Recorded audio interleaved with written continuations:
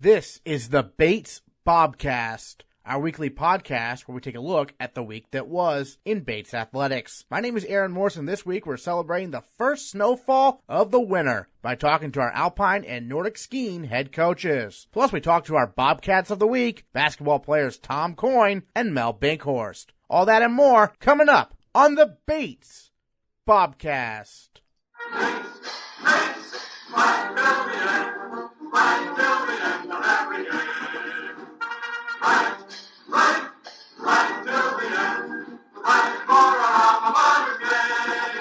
The men's basketball team defeated Husson 88-74 Tuesday night at Alumni Gym. Junior Max Hummel was on fire all game, matching his career high with 22 points. Hummel has a look for three from the wing. Got it again! Oh, Max Hummel is 6 of 6. He's got 16, and the Bobcats lead 71-60. To Spellman. He'll drive baseline. Kick it out to Hummel. Hummel will fire a three. Got it again! Max Hummel cannot miss. He's got 19. He's made all 7 of his shots. Beats up 81-67. Top of the key, Gilpin. Gilpin, a lob to Hummel. Lay it up and in. Score it.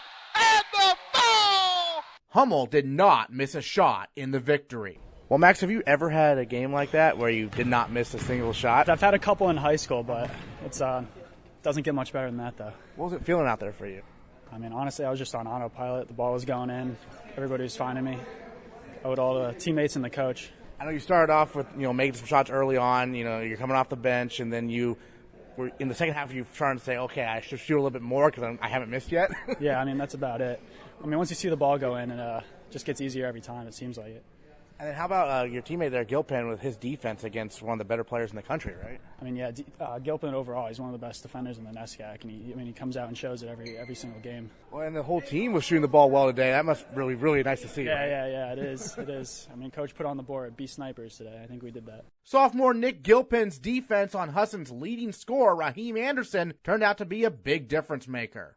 Well, Nick Gilpin, right after a nice 88-74 win over Husson, it looks like you were assigned to Raheem Anderson pretty much that whole game, guarding him. What's that like? I don't know. He's a tough player. Yeah, he's a preseason All-American, so we really focused our scout on stopping him and just making all his catches hard to get after he gave up the ball to start with. So my goal is pretty much don't worry about anything else, just make sure he can't go off for 40 on us. Do you consider you pride yourself in that defensive ability? Oh, yeah. I know that I'm not one of the best scorers on this team, so it's whatever I can do to help the team is what I'm going to go out and do my best at, and it's definitely defense in today's game. Well, your lines are always amazingly even. You have, some rebounds, some assists, some points. You balance it out quite nicely. I mean, has that always been your game to have really a balanced approach? Oh, yeah. I try and be the most all-around player that I can be. Everything that helps the team is what I'm going to go try and do, and that's what I felt like I did tonight. And obviously, Henderson got in some foul trouble early, so that probably made your job a little easier, right? Yeah, I made it a lot easier. It's pretty tiring chasing him around all game. How about Hummel tonight? My goodness, he didn't miss a single shot. Yeah, he played really well tonight. We've been looking for a game like this one to have an offensive explosion, and hopefully we can just keep that up moving forward. Right, because for you guys, it's all about hitting those shots, and it seems like a lot of people are doing that today, right? Yeah, well, especially after going 1 for 19 from 3 against Yoni coming out. And Husson's a good team. They're probably going to win their conference, so that's a big win for us coming out and making shots. All right, Nick Gilpin, thanks so much. Thank you very much. Head coach Jon Furbush breaks down the win. Max had a great game. He didn't miss a shot. We know he's capable of doing that off the bench. Gives us a great spark. It's just nice to see him do what he does. How do can you sense when a guy's going to be hot throughout the game early on, or does that have to develop somewhat? I try not to value like guys making shots in warm-ups a whole lot, but I usually get a good sense when someone's feeling themselves. And Max obviously came in and did his thing. So, but yeah, it's kind of a feel thing as the game goes on. He might miss his first 2, but he can make 7 in a row after that. So it's kind of a feel thing. Well, game plan against Raheem Anderson, really tough opponent. Obviously, Gilpin said he was a preseason All-American. You stuck Gilpin on him. Great job, didn't you? Yeah, Nick does a great job when we give him an assignment, and I thought that he did a good job on Raheem last year. And I think Raheem's stats are a little misleading. A lot of his points came late in the game. Nick did a great job on him. And that's just something he's going to have to do in NESCAC play, so it's a good little dress rehearsal for him moving forward. You consider Gilpin kind of your defensive stopper? Yeah, I think he can guard multiple positions. I think he can guard a point guard. He can guard maybe an undersized 4-man, and so he's kind of like our guy. If they have a guy, we want to put Nick on him to try and take him out of the game. Well, the other Nick Lynch, I thought played really well when he was in. He got some foul trouble, but he looked pretty good out. Nick, that was the best he's played, I think, in a Bates uniform, and it wasn't necessarily the stuff in the stat sheet. His ball screen coverage was excellent. He was really active. He was talking a lot. He was the backbone of our defense. I thought he was incredible tonight. Is Coyne a guy you tell just keep shooting even if it's not working early? Because it didn't work early, and then he got going. Yeah. I don't think it matters what I tell him. He's going to keep going anyways, which is why he's going to be a good player. You know, he's just got like a great, pulse for his own game, and I think that he'll shoot himself into, as long as the shot's right for the team, which most of them were. I think some of them were a little questionable, but he's always a threat. It's sometimes tough to see like how good a team is in non-conference play, like Husson. Because they don't play the NESCAC, you don't see them that often. How good do you think they are? Husson's very, very good. Yeah. I mean, the guys did not overlook this game at all. Yeah. With Bowdoin and Colby up coming next. They've been in the NCAA tournament, I think, the last 5 or 6 years. They almost always win their league, and so we know this is an NCAA tournament game for us. And they're always going for us, too. I mean, they've beat Bowdoin and Colby, I think, the last 3 years. So, they've had a couple NESCAC wins under their belt. We were making sure that Bates was not one of them. Sophomore Tom Coyne scored 17 points against the Eagles and followed that up with 22 points in a tight 70-63 loss at Bowdoin on Thursday. Then he poured in a career-high 30 points in Bates' 82-79 win at Colby on Saturday, including some clutch threes down the stretch. Deep three with 2 seconds left on the shot clock. Are you kidding me? Largest lead of the day for the Bobcats, up to 6. Bates is now 5-2 on the season, and Tom Coyne is our male Bobcat of the week. Yeah, for me it was just about, coming off a tough loss to Bowdoin. It was big for us to try to get this win on the road. We don't want to go into finals week and kind of that break from games with 2 straight losses. That's kind of tough to swallow. So it was all about kind of bouncing back and playing as a team and just trying to get the win however we can. And then for you personally, were things just opening up? Obviously you're knocking down some threes. Yeah, I haven't been shooting particularly well lately, but so I kind of knew I was due for a big game, I guess. Saw my first couple shots go in, and then from there I just had some open looks, and the offense was working well. My teammates found me, and I just knocked down some shots. How about those shots late? I know you had 2 back-to-back threes down the stretch, right? Yeah, they're kind of crazy shots. I don't know. I definitely didn't call bank on them, but they were big for us. I'm glad they went in. I kind of felt like basketball gods helped me out a little bit since I've been kind of struggling lately. So I was pretty relieved to see them go in. And then going back to the beginning of the week, here against a very good team in Husson. Those types of games must be really helpful, right? A team that has NCAA tournament experience that you're going up against. Right, exactly. We kind of know that every year they're a potential tournament team. So, if we can get wins like that, it just only helps our resume going into the end of the season, I guess. Maybe get a shot at an at-large bid, whatever it is. So, that was definitely a big game for us. It was a tough week. We needed that first win to kind of start off our 3-game stretch that week. So it was a big win. We played well, and we got it. Interesting that Bowdoin, Colby, Bates, obviously you guys are playing NESCAC games on the other side of the new year. Seems like it's very even right now, right? Colby beat Bowdoin. Bowdoin beat you, but you beat Colby, so it seems like it could go either way. Yeah, definitely. I think all 3 teams right now are neck and neck, I'd say. I think that's kind of a good thing when all teams are competing like that. So CBB is still on the line. We get Bowdoin again, I forget whenever start off conference play, and then Colby's going to be coming at us, so I'm definitely excited to start that NESCAC play with them. Nice to have those at home, though, right? Yeah, that's definitely a plus. I don't think students are on campus, but still, I'm sure there's going to be a great crowd, and we're going to need those 2 wins to kind of start off conference play right. So you're a Mainer from Falmouth, and so how many of those guys on Bowdoin and Colby did you compete against in high school? Give me a ballpark. Do you know most of them? Bowdoin's best player I went to high school with, played with him for 3 years. He's one of my best friends, so it's cool to play against him twice a year. It's been fun. We beat him twice last year, so it was kind of tough to lose to him. But, we'll get another crack at him. And then Colby, I know a lot of those guys, they don't have as many Mainers, but just through, the AAU circuit and just kind of being around basketball, there's a lot of familiar faces. And, I go up to Colby. Or this past summer I went up to Colby and worked a camp there, so I got to know some of them. So it's cool to kind of get to know them, but once you get between the lines, it's kind of just all business. You're definitely not friends out there. So. Right. Well, this year it's obviously the guards show. You, Spellman, Gilpin really making things go. Frater off the bench, tons of guards. Last year, obviously, you had the Delpeche twins. This year, you don't. How does that change things? Yeah, we're. I'd say we're pretty much a brand new team, brand new style. None of us have really played that much together. which is I think a good thing because we know we're going to get better after every game. And I think we can all start to feel that now, kind of after playing however many games we played. We feel more comfortable up there. The offense is starting to flow. We just put up 80 points. Start the year, we weren't scoring at all, shooting terrible from the field, and now it's starting to click, and we can all feel it.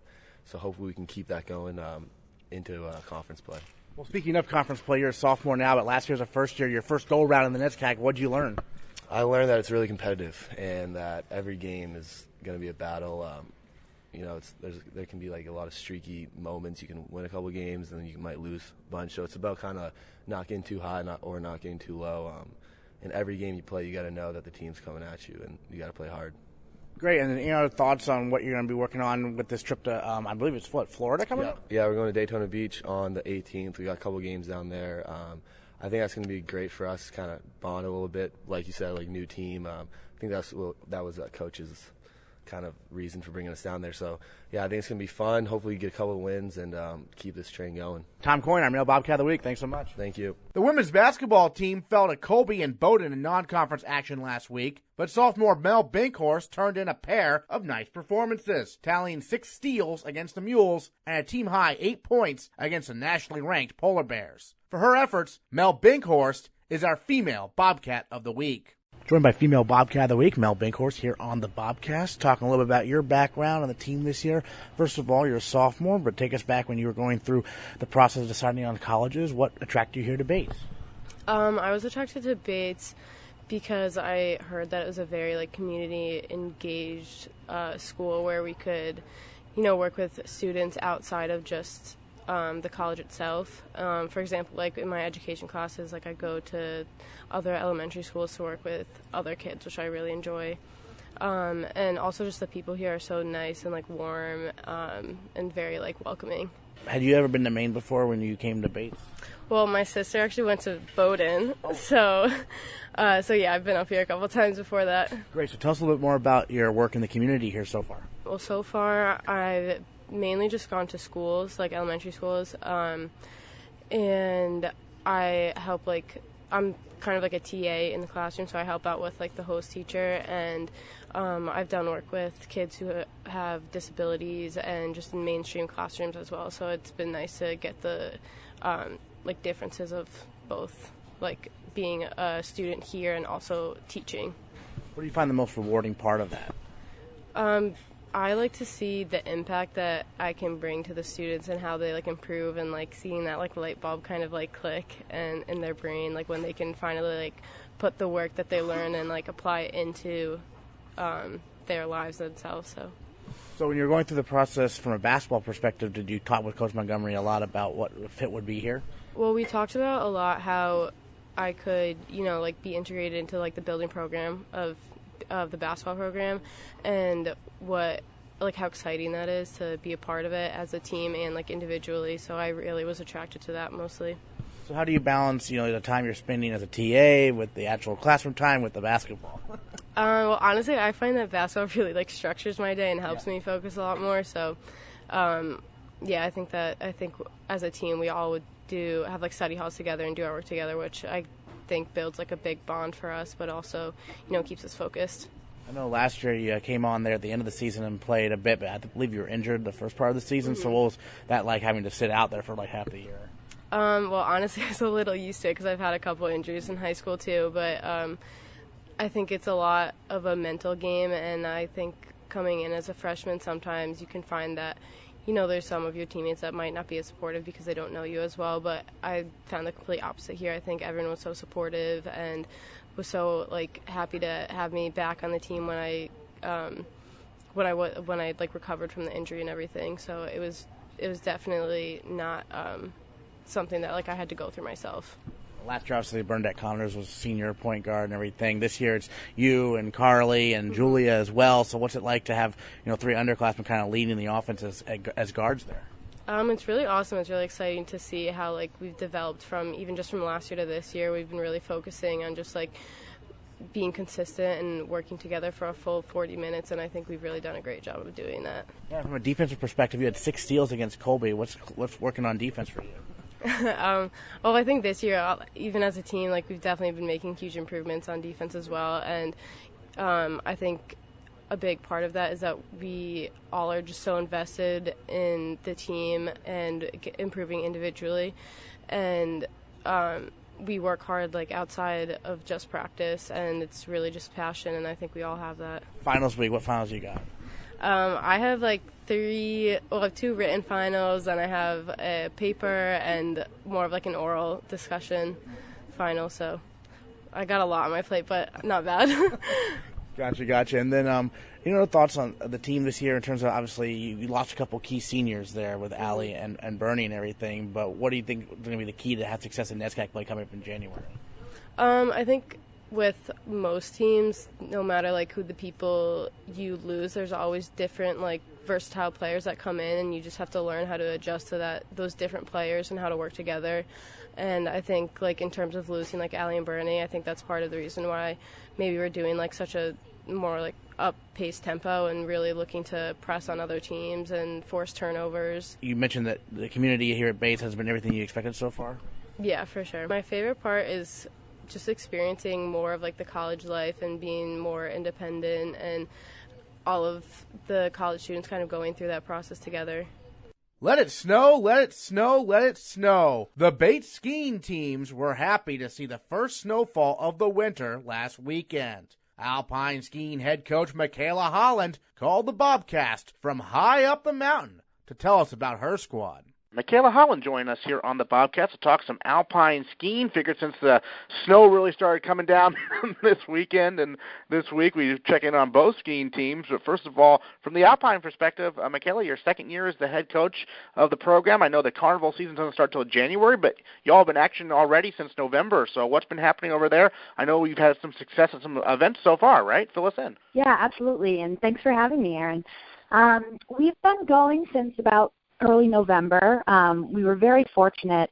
Sunday River got some pretty awesome snowmaking in early on, so we've been up there all day for a couple weeks now, and things have been going great. The surface has been amazing. We've had, we had one race last week, or 2 weekends ago, both men and women. That was kind of like a warm-up for sort of our first big race, which happened this past Friday, Saturday, and Sunday. And how'd that race go? It went awesome. I think it was probably our best early season big race to date, which was very exciting. We have quite a young team. We have 2 freshman girls, first years, and 1 that's returning from injury. And we have 5 new first year men completing the squad. So, some new faces, some young blood. I think it was good. They kind of stepped up the bar a little bit and kind of got everybody excited and working hard. So, yeah, our first race went great. Michael Cooper had 2 great days. He was on the podium. We also had first-year Max Schneider. He won the first day for U19s, which is like a younger age category. A bunch of guys in the top 15, top 20. For our women, Hannah Johnson won one of the runs, ended up second overall, and Sierra Ryder had another senior. Hannah and Sierra, both seniors. She had a killer race as well, and one of our first years had some great success too. So, really fired up. It wasn't specifically a college race, but we were competing against a lot of the college teams were there, and we did really well. So certainly exciting, and really kind of fired everybody up for carnival season. Excellent. Well, you touched on Michael Cooper's success. Obviously, we saw him compete at the NCAAs last year as just a sophomore, and now he's a junior. And this team, obviously, the men's team, there are no seniors on the men's team, and so it's a young team, as you mentioned. But tell us a little bit more about Cooper's rise, kind of, because I know last year was your first year as a head coach, but it was a big breakthrough year for him there in your first year. Yeah, absolutely. He's skiing really fast. He had a great year last year. He's really young, even though he's a junior this year. He didn't take any gap years like most of the males on the circuit did. So he was kind of trying to catch up a little bit those first few races last year, and obviously he made NCAAs, which is great. He skied this summer and just kept getting better, and he's just on fire right now. He's skiing really fast, and he scored a 26 and a 27-point result this past weekend, which were his best ever. So that will lower his points, which will then help him start earlier in carnivals, so he gets to avoid, some of the weather conditions that might happen and the course deteriorating and that sort of thing. So, yeah, he's on fire right now. I mean, definitely a name to look out for. And I think having him as a junior captain has really stepped up the rest of the guys. They've sort of come into a bar that he set and an expectation that's, really helped kind of increase competitiveness just on day-to-day training. They really support each other and work hard together, which has been really awesome to see.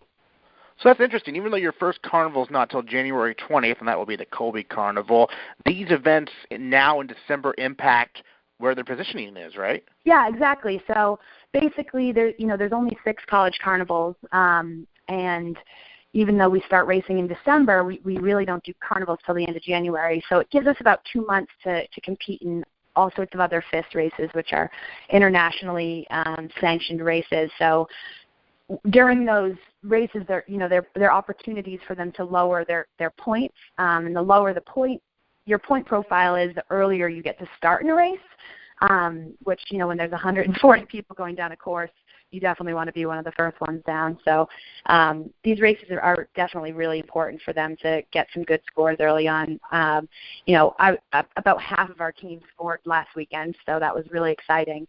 Over time, your points kind of creep up a little bit, which puts you in a worse position for starting carnivals. So we were really thrilled that these kids got some early season results in. And, we have 3 senior girls, Hannah Johnson, Sierra Ryder, and Brielle Antonelli, and they're just skiing awesome right now. Hannah and Sierra had 2 of their best early season races. They were beating some girls that I think there was 5 girls that they beat this past weekend that all made the championship last week. So, they're fired up, they're excited, great leaders. They've definitely helped step up the women's team as well. Excellent. Well, last question, we'll let you go. I know it's a very busy life as a ski coach here based in anywhere, really. But, your second season right now, actually. I'm calling you from the mountains. Well, second season as the head coach here at Bates. Obviously, you're an alum and everything. But what did you learn from your first year as the head coach here that you're really applying now to this season from your coaching perspective? Yeah, great question, Aaron. I would say, every year gets a little bit easier because you learn little tricks and just kind of how Bates works, how the athletes work, how training at Sunday River works. I felt, last year there were times where things were a bit overwhelming because it just takes a little bit longer to figure out stuff in your first year. But, year 2, things are going really smoothly. We have an awesome assistant coach named Jake Johnston who's just stellar. The kids really have taken to him and really enjoy having him around. He's a great help, and he really knows what he's doing. So that's super helpful. And I think just knowing the student athletes, the more time you spend with them, the more you get to know them. So, the first couple months last year, I was figuring out not only where they were at athletically and what they needed to work on from a ski racing perspective, but also just, how they best learned and, what methods were best, whether it was video analysis or kind of drawing things out or sitting down or, showing them in a course, where they should be. They all learn differently, and there's a lot of them. So I think coming in year 2, I had our returning athletes pretty dialed in terms of, what works, what type of communication style works. Do they like to be hyped up in the start? Do they need to be calmed down in the start? All that stuff just kind of accumulates over the years and definitely makes things a little bit smoother in year 2. All right. Well, Micaela Holland, thanks so much for joining us here on the Bobcast. We'll let you get back out there on the mountain. Great. Thank you so much. Nordic skiing head coach Becky Woods enters her 24th season at the helm of the program. We hopped on the phone with her to talk about her team's potential this season. Becky, first of all, you must have been happy to see the first real snowfall of the year over the weekend, right? Absolutely. Always thrilled to have the snow come down and be reminded that winter is actually coming. Tell us a little bit how the Nordic skiers prepare for the season when there's not snow. So we do a lot of different things, but our main training is on roller skis, both skate and classic. So that's the closest we can get to mimicking skiing or snow skiing. And then we do a lot of, on foot running and hill bounding as well. Certainly some weightlifting and strength. But we get out on the roads a lot. I'm sure people see us out there. It looks a little bit odd because we've got our poles and our skis, and there's no snow. But it's what we need to be doing. Sure, and then I know the team does compete in some events before the carnival season, and those maybe go, not as noticed by the general public, but it's very important for the team, right? So what are some of the events you participate in? Yeah, it's certainly. We do some roller ski races. We were able to do one of those in early November with a bunch of the other Maine colleges. We go out to North Haven and do something called the lobster roll. It's a really wonderful day for the Maine collegiate ski teams. One, to be together. Two, to be a part of kind of island living. And three, just to get a race in. And we were fortunate enough to have the two top finishers, both on the men's and women's side. So that was very promising as we look forward. And then we also will be doing Eastern Cups early in the season. We're going up to Fort Kent this weekend for the first Eastern Cup on snow race, and looking forward to that. And that, again, there'll be a number of colleges there as well as the normal junior groups. So we're really looking forward to it. All the way up to Fort Kent. That's quite the trip, isn't it? It's quite the trip, especially because it's still in the state. When you're driving over 4 hours and you're still in one state, it just gives you a good perspective on how big this Maine really is. So who are some of your key returnees? You mentioned you had two top finishers in an earlier event. Who were they, and who are some other key returnees this season? Yeah, Parker McDonald on the men's side. He was the top finisher in that roller ski race. He's a senior, and he certainly is coming back strong. And Kaylin Woods, who is a sophomore, also was the top finisher there in the roller ski race. And we're really keeping our fingers crossed that those guys keep that up as they move on to snow and into the season and, stay healthy. I think their fitness is there, so we're excited to see what they do with that. And on the men's side, we have, some really solid returners, Parker being one, Connor Gray, the other senior on the team. I expect a lot out of those guys. And then Graham Houtsma, Leo Lukens, and Forrest Hamilton, also sophomores returning, and I think they really have upped their fitness over the course of the summer, really focused on that, and I'm hopeful that it pays off for them as well. And then they're joined by 6 first years, so I think that's going to be a lot of fun, to see what those first years can do, and they're from all over. Idaho, Fairbanks, Alaska, Oregon, and then we have 3 Mainers. So I'm really looking forward to see how this class comes together on the men's side. And then on the women's side, we have Kaylin Woods returning. She's a sophomore. Sam Pierce, who's a junior. She's the captain of the team, and I think is her fitness is it's as strong as it's been so far. She's really put some time in, and I think that's going to really be positive for her as she looks ahead to the race season. And then Annie Blakesley from Eagle, Colorado, also returning, and she's just a natural skier, and I think she'll find some really solid racing as she gets onto snow. And then they're joined by 3 first years, Zoe McKinney, Eliza Blood, and Maya Seckinger. And I think that those guys bring a ton of energy and a lot of fun to the team, and also a lot of talent. So I think overall we're really looking forward to getting onto snow, starting the race season, and then getting the carnival season going in January. Well, I have to ask you, the first year you got from Fairbanks, Alaska, how did that come about? Well, we've had some skiers from Fairbanks in the past, Jordan Buteau being the most recent, and I think, and Helen Sudkamp-Walker as well. And, I think that there's a little bit of a pipeline going on there as well. A lot of the skiers from out west and even Alaska, the East is a real exciting place to be as a ski racer because the schools that are out here offer great academics and also really competitive ski programs, and there's less scholarships, which is a funny thing, but in the West, where you'd think a lot of those guys would go, they're real big scholarship schools and they're recruiting foreigners. So there's a little bit more opportunity for those guys. So, yeah, they look across the country and we're happy to have them. Great. You mentioned Kaylin Woods, obviously one of your top returnees. She is your daughter. After all, I am curious, what's that like to have your daughter on the team? Oh, it's really fun. We've been working together this way for a long time, so it's pretty seamless. She is when we're at practice, she's one of the skiers, and I think that's really important for her, and it's really important for me as well. And I'm looking forward to her coming home for break so we can go back to mom and daughter. Right.